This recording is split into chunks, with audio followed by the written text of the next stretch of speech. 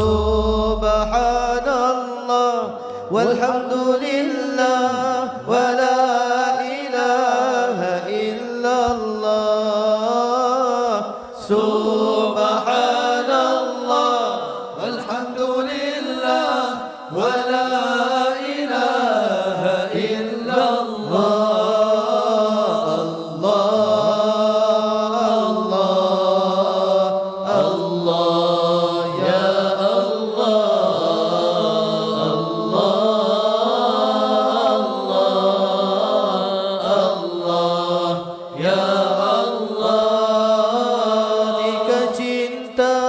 Sedang bertasbih, kuat menyangkal segala kekurangan dan kecacatan yang tak layak buat kekasihnya. Jika sebesar-besarnya dosa mengkhianati cinta pencipta, dah tentu benar besar pahala bersibuk dengan bekalan cinta.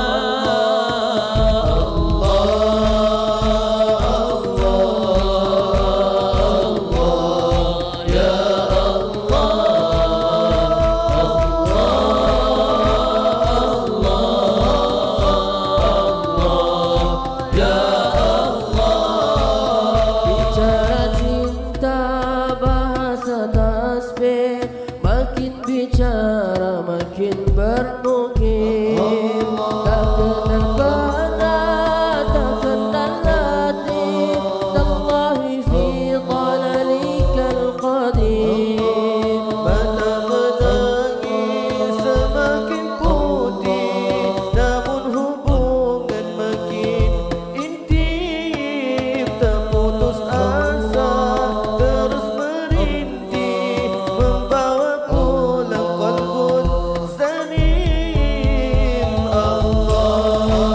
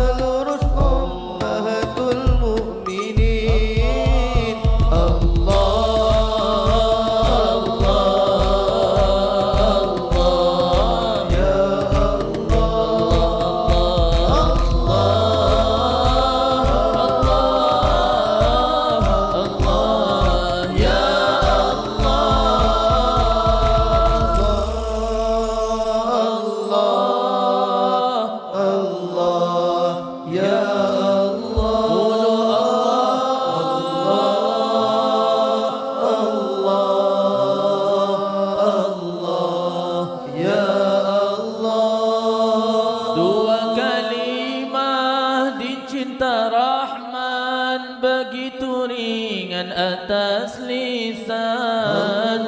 Ia pemberat bagi amalan saat hisab hamba di mizan. Dua kalimat dicinta Rahman begitu ringan atas lisan. Ia pemberat bagi amalan saat hisab hamba di mizan.